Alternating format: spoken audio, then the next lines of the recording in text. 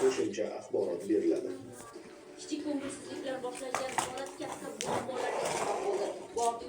Sizlar sodir bo'lgan voqealar rivoji ham shunga yaqin tortishini istamasangiz, tarbiyalanuvchilar uchun judayam xavfli